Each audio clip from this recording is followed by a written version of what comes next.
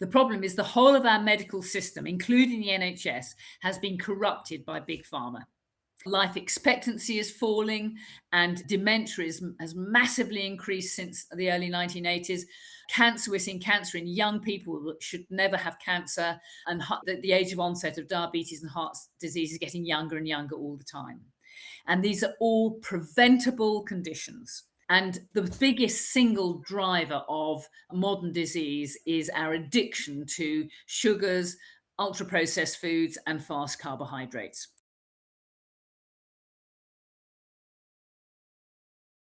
In fact, I don't think we can really understand what's going on in the body and how it's working without familiarity with exclusion zone water and what it does and how we can improve that.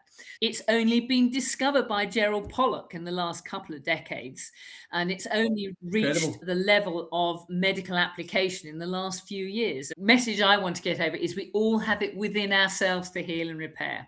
We don't need expensive woo-woo interventions. The science is there, the logic is there, the tools are there, and it's within all our powers. You can't be humorous about something unless you're a master of that subject.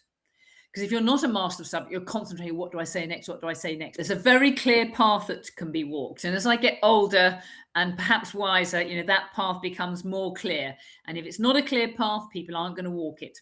And I always think energy is like money. It's jolly hard work earning. It's great fun spending it. The fact is we are all poisoned.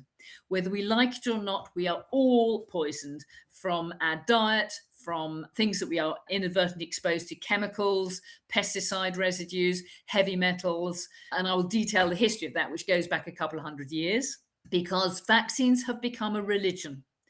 We now know there is very little science behind vaccines. They have become a religious mantra that we are forced to believe in.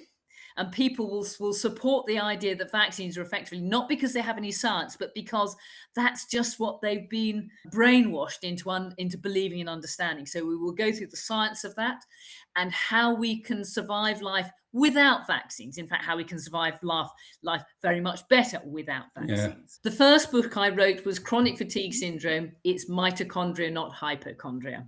ME is poor energy delivery mechanisms and inflammation, which might be allergy, it might be autoimmunity, it might be chronic infection, it might be a bit of all three. They're not vaccinated, of course, and they are just such calm, cool, quiet little lambs. It's just transformed their mental. They're just mentally very sound and physically extremely healthy. So despite being the most investigated doctor in the history of the General Medical Council, and the present score I think is about 40, Myhill 45, GMC nil, there's never been a patient complaint. All the complaints have either come from doctors or from health authorities or from the General Medical Council itself because they don't like my ideas. Essentially, my message was an anti-establishment message. It was an anti-drug message. It was an anti-big pharma message. And of course, the General Medical Council is bankrolled by Big Pharma. So it's deliberate by the powers that be to silence me effectively, to prevent me from being an effective campaigner. We know that is a major risk factor for pancreatic cancer. And we're seeing epidemics of pancreatic cancer. And it's a horrible cancer to have. It's very difficult to treat.